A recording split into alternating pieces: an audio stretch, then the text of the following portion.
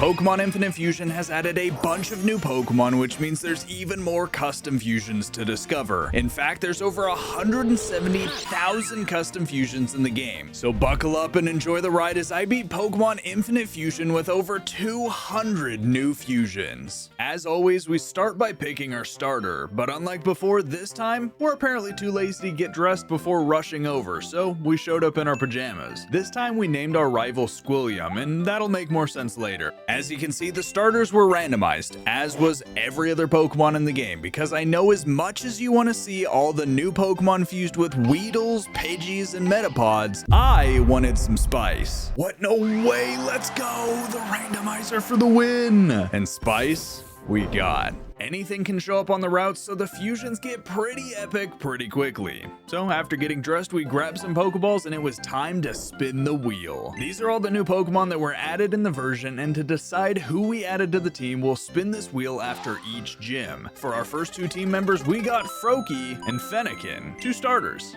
Nice. Just a quick breakdown on fusions. When you fuse two Pokemon, it can have two forms, one taking the head and colors of Pokemon A and the body of Pokemon B, or the opposite. And some fusions even have alternate sprites that you can choose from. So it's time to get fusing. Fennekin and Eevee was as adorable as you might think, and Diglett Fennekin put even Eggman to shame. Just look at that stash. I was hoping Piplup would be a little bit more adorable, but I absolutely could not pass up on adding this Umbreon fusion to the team. What? I like space theme fusions. It's in the name. And it's adorable. Welcome Star Fox to the team. Froakie and Poliwag created the penultimate tadpole Pokemon, and Diglett, I don't know why I keep making these, but they're so funny to me. They look like little awkward hand puppets. Anyways, Ralts was an adorable little dude, and Noctowl almost brought his master's degree to the team looking all studious until I found Kermit, the Sharpedo fusion.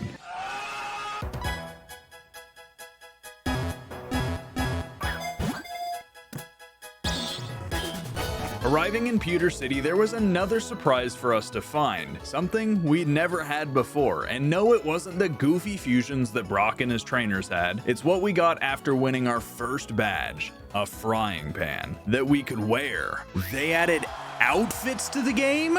Let's go! This has unlocked something inside of me that now I need to know all the goofy outfits and stylish ones that I can unlock. And speaking of stylish, the new year is here, which means you guys are probably making New Year's resolutions. I'm talking goals like upping your fashion game, going to the gym a little more, or even taking a walk once in a while. And goals like these, they're made easier and more enjoyable with Raycon's everyday earbuds. That's right, today's video is sponsored by Raycon, which is huge, so stick around for a second as it really helps out the channel. Plus, these things are pretty awesome. Just look at this epic new case I got. It's Cosmic, just like me. Raycon's everyday earbuds are so darn versatile, whether you're doing things outside, talking to loved ones on the phone, or enjoying some great content. The Raycon everyday earbud provides premium audio wherever you go. They come in a variety of colors to fit your style. I chose the black because I like to keep it simple, but the protective case, now this was the cherry on top for me. Extra protection with extra style? Yes, please. One of my resolutions this year is to spend more time outside, and Raycon's earbuds are the perfect addition to bring with me anywhere. Now I can go for a run or play with my dog Leroy without worrying about the headphones falling out or even running out of battery, because their latest model has a 32-hour battery life, giving me all the time I need without constantly recharging. Plus, in the rare case where I do need to plug them in, the quick charge function gets me 90 minutes of battery life after only a 10-minute charge. I honestly love these earbuds, and the best part is they're super affordable. With Raycon, you don't have to break the bank while getting reliable and premium audio. Start off the new year right and click my link in the description or go to buyraycon.com/QJCosmic to get 15% off site-wide. It's honestly a great deal that you don't want to miss, and again, it helps out the channel, so help yourself by helping me and get 15% off today. Thank you again, Raycon, for sponsoring the video, and now back to more fusions. For our third Pokemon, we got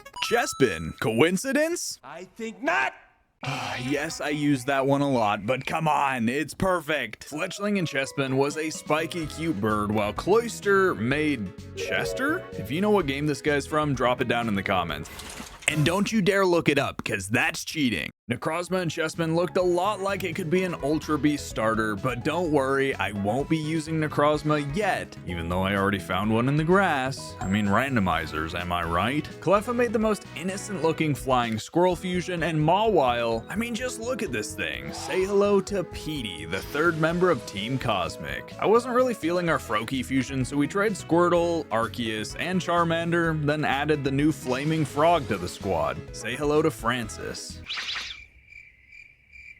What? I don't choose what I run into, it's random! With the newly formed team, we made our way to the next route, fighting plenty of cool and unnerving fusions, until we ran into Nurse Joy tending to a wounded Geodude. Team Rocket was up to the usual mischief in the cave ahead, so as any good 12-year-old would do, we went on in to beat up some adults. What is wrong with some of these fusions? Eventually, we were able to work our way through to where Giovanni was running an experiment, and after defeating this roided up Psyduck, we managed to scare him off and evolved Star Fox in the process. Most of the time, new fusions don't look quite as good when they evolve since they don't have custom fusions, but this one did, and it was fantastic. That being said, right before the Misty fight, it was time to create even more fusions. Blossom and Braixen was ready to go and pick some flowers, and the Charmeleon fusion was looking hot.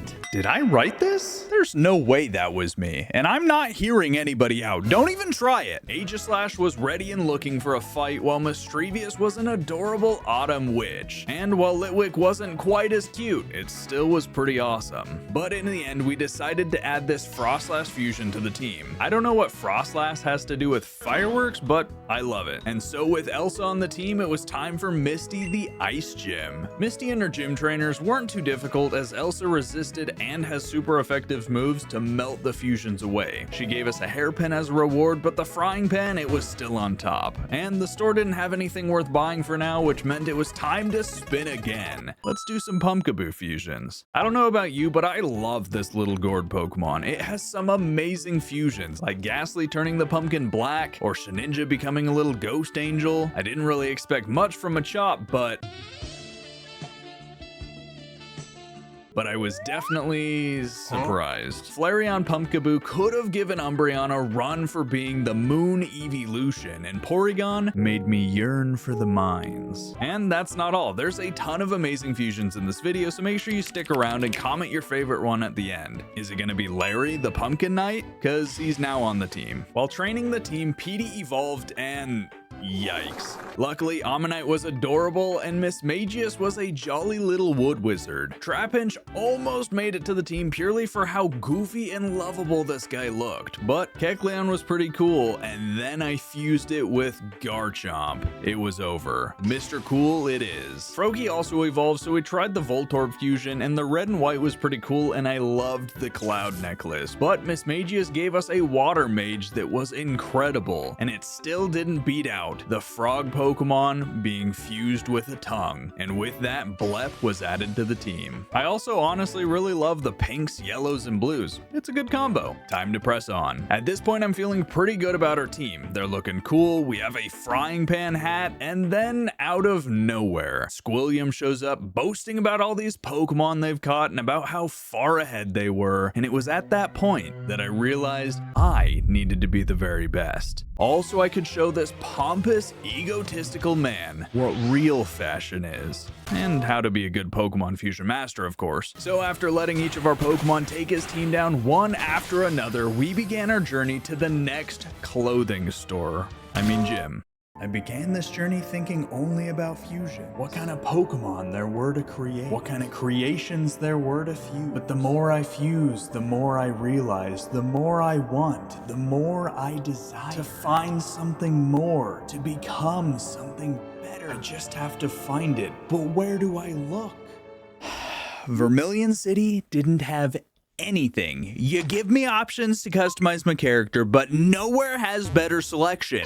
What is that? hat! Anyways, on the SSN, we fought off some pretty strong sailors with Pokemon like a Kyogre Charmeleon fusion and Houndshoke. We then sent Squilliam running after defeating him once again, but in the corner of the captain's office, we found a blue Pokeball, which contained a captain's hat. Now we're talking. Look at us go. Spurred on by our newfound apparel, I ran straight to challenge Surge, the Dragon-type gym leader. And to say it was easy would be a lie. Some say it was Elsa and her Icicle Spear. Others give the credit to Blep taking down a Rayquaza fusion, but we all know it was because of the hat.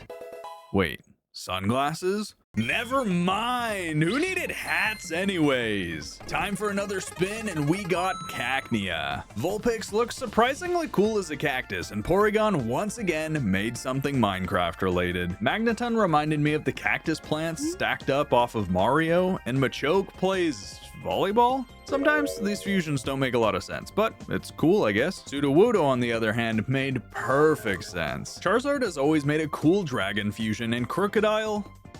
Hey, wait a minute. And as funny as all those reference fusions were, we ended up adding this Parasect fusion to the team. Or should I say, Goku. It's minigame time! Which of these breaks in fusion do you think that I'm gonna add to the team? A. Gardevoir. B. Noivern. C. Rayquaza. Or D. Oricorio. You have 5 seconds to choose. Comment your answer down below. If you said C, you're wrong, but valid, because that's an awesome fusion. The correct answer was D. Welcome to the team, Shinobu. Anyways, it was time to make our way to the next clothing items. Arriving in Lavender Towns, my hopes were high, and while the store had nothing of value, the old woman offered to give me a haircut. And then through some old lady magic, she gave us the Wild Locks. Now this is what I'm talking about. That Squilliam thinks he's cool with his black jacket and khakis. Well, look at us now. Welcome to Celadon City, land of the department stores. And while the hats were somewhat lacking, I was tempted to buy the Roserade suit. But man, the biker outfit matched the look we had going so well, so...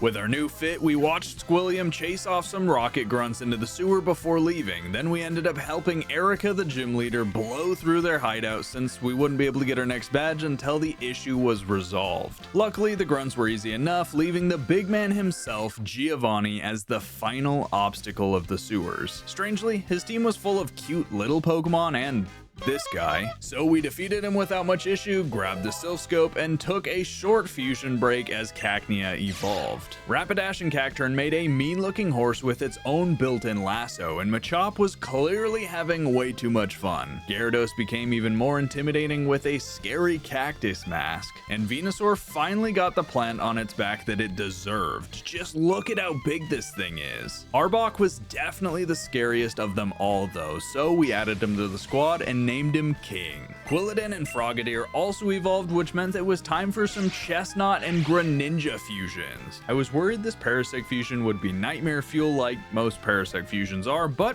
he was just a plump little lad. Primate brought back the Spike Ball from before and I loved it, plus the Venusaur fusion looked like a wise old swamp troll. Golem ended up growing Kryptonite out of their newly formed rock armor, and Voltorb's judging you because you haven't hit like on the video. That's the look of a very judgmental Pokemon, and for a good reason. Now, clowns make me uncomfortable, and Mr. Mime's Chestnut fusion was no exception, but the Shedinja fusion made up for it. Look at how cool this is. Now, I know Chestnut gets a lot of hate, but these fusions are actually giving me a newfound love for the design. Just look at this. What other Pokemon can stance up like this dude? Juggernaut has joined the crew. Greninja made fusions just about as cool as you would expect. Giant Snake Tongue, Davy Jones Assassin, even Arceus, while simple, was pretty cool. Like, why does Cresselia as a ninja go so hard? It's like Pokemon Moon Knight. I ended up taking Blaziken Greninja and named him Kakashi for obvious reasons, and then we went on to Pumpkaboo. It can create some adorable fusions like Azurill, Palkia, Gardevoir and Donphan, even Mamoswine and Spiritomb are smiling and looking cute. But for some reason, this is what Tangrowth makes. A Demon King Pumpkin, and Whale Lord became an Eldritch Abomination. I named him Moby, and he's joining us on our adventure. Time to defeat Erica. She was surprisingly still a Grass-type trainer, and for the most part, her team went down without an issue. But this Gloom Mimikyu fusion managed to continue to stall out most of my team until Juggernaut finally got it low enough that it fainted to its burn. It was then that we had our 4th gym badge and more fusions. So I've been making a lot more fusions in this video since there's just so many new Pokemon, and you guys need to let me know if you like it better this way or if you'd rather just see the coolest of the cool fusions. Like Komo fused with Gengar in its scary eyeball armor, and the Glass Chandelure fusion which had some insane alternate sprites. Blaziken looked like an old Aztec god, while Shedinja looked like the god of the dead. This Kecleon fusion had one of the cleanest sprites so far, and it almost made the team, but I couldn't resist adding Urza the Gardevoir fusion to the team. Dragon, Fairy, and it looks incredible? Yes please. But we aren't done yet since there were other amazing Komoa fusions to show off. Man, these are so cool. Sadly, Shinobu also evolved after the fight, meaning we could check out some of the other Witchly fusions like Charmeleon the Flame Mage, Pikachu, which I didn't like its head, Jolteon, Vaporeon, Espeon, and Umbreon all made fantastic wizards, while Lapras was carrying a campfire on its back. This unknown fusion was probably my favorite so far, but unsurprisingly, I ended up adding Larry to the team instead. This cosplaying Furret was just too good to ignore. Can you blame me? After checking on Mr. Fuji, grabbing the Pokemon flute, and heading to Koga's gym, we were given a good rod. And out of nowhere, instead of a Pokemon, we managed to fish up a new hat. Hopefully this isn't a living cloister sucking on our brain, but Slowking's smart. Maybe it'll make us smarter. The safari had so many Pokemon to catch, and grabbing the new Adventures outfit from the store, it was finally time to take on the Ice-type ninja Koga. Good thing we had just what we needed for that. As expected, our team had no issues, though this Jinx Machamp fusion did put up quite the fight. Plus, Mamovar gave our old Eldritch monster a run for its money. But hey, we won, claimed our badge, and we grabbed ourselves a Lurantis. Now, while I show off some of the awesome fusions, let me just say that this is a Pokemon that I would have never considered adding to my team, let alone thinking it's cool, and yet I've grown to really like this Pokemon. Just look at this Mew fusion. The clear wings, they're awesome. Even Seaking and Krabby were looking fancy when fused with Lurantis. I ended up choosing Sableye for the diamond hands, we named it Glimmer, and it was time to begin our journey to Saffron City, where another department store awaited for us. Or at least there would be a department store if Team Rocket hadn't taken over. So we raced through their base, caused some trouble, defeated Squilliam once again, and started our battle with Giovanni. And as much as I hate to say it, we were absolutely carried by Squilliam Shadzor. Pokemon with Wonder Guard are super broken, but since it was on my team this time, I'm not gonna complain. With Giovanni vanquished, he ran out of town, and we ran over to the boutique where we were able to dye our clothing different colors, as well as pick up some sick headphones from the store. Which means now, let's rock out to some jams.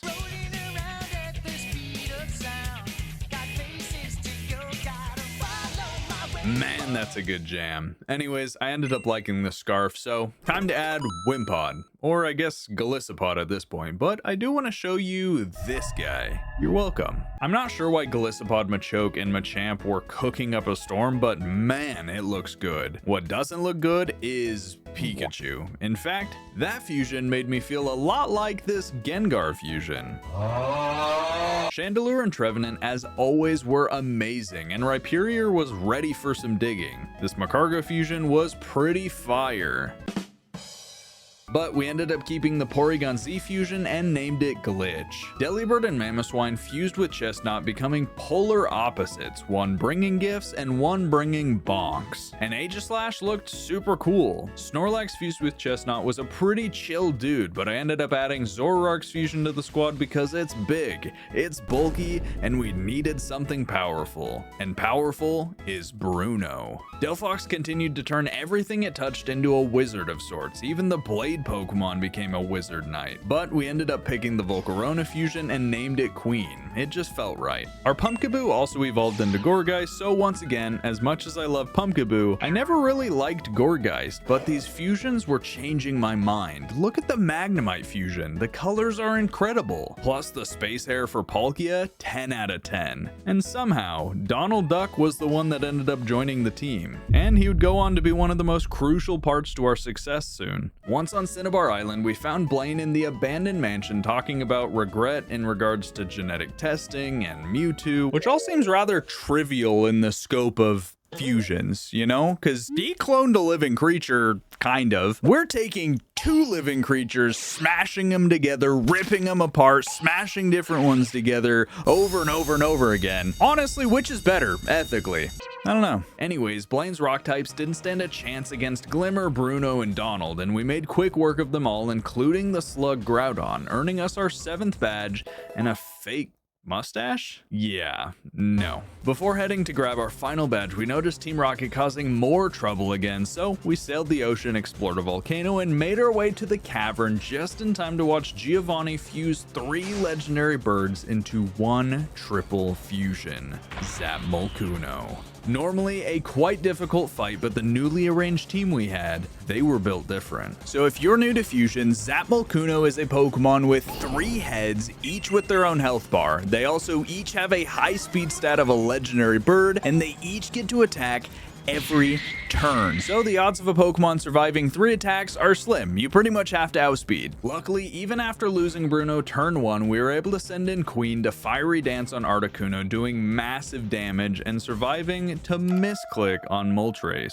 It then fainted. Glitch then came in and got a massive discharge off on all 3 birds, allowing Glimmer to come and knock out Articuno. Urza then put in some work with Clanging Scales, bringing both birds low enough for Donald to Aqua Jet Zapdos and then land a Hydro Pump Aqua Jet combo, knocking out Zapmolkuno first try and sending Giovanni packing. But we weren't done with him quite yet. Chasing him back to the gym, we launched into battle against the second Rock-type gym leader, and after taking out the Shuckle fusion, Glitch almost swept his entire team one after another with Razor Shell, leaving Cradrunt the final Pokemon for Bruno to smash with Hammer Arm. All 8 badges were ours with only new Pokemon, and soon we would be champion. This was it, the final push, which meant we needed to find the best fusions for these new Pokemon. So get ready because there are a lot of fusions coming.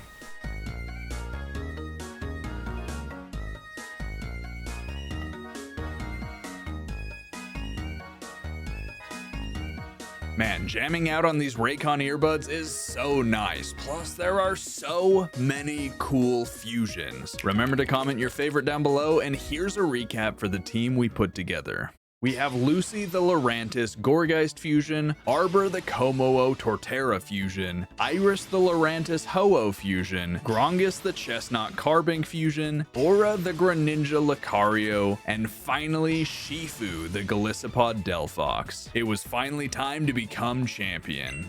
Lorelei's Crocodile went down easily to Lucy's Petal Blizzard, and a close combat from Aura eliminated the creepy Sableye Weezing. Arbor then cleaned up shop with ease, and it was on to Bruno and his Water-type Pokemon. Ironic. Lucy caused some more damage with Petal Blizzard once again, and after setting up Dragon Dance, Arbor swept through several of his Pokemon, leaving Tanapex to fall to Shifu, clearing him with ease. Agatha had Steel types, which Iris and Shifu were able to just plow through until a Milotic fusion hit the field, and of course Arbor was able to easily take it out, which only left Lance, the Poison type trainer of the Elite Four. This battle was a little bit more difficult with Pokemon like Crobat, Nidoking, Nidoqueen, Tyrantrum, and even a Scolipede Necrozma fusion. But with our band of fusion champions, we defeated him, bringing us face to face for the final time with Squilliam. And dare I say, I've got better hair, better clothes, and a cloister on my head. Oh yeah. Like I said before, this run surprised me for more reasons than just adding costumes to the game, which was awesome, but I was able to develop a much greater appreciation information for some Pokemon that I've never used or even cared for before. And I think that's one of the beautiful things about Pokemon Infinite Fusion. If you enjoyed the video, make sure you subscribe, as I'll be continuing to make Pokemon content, and be sure to check out Raycon, and remember, stay epic. Until next time, bye bye!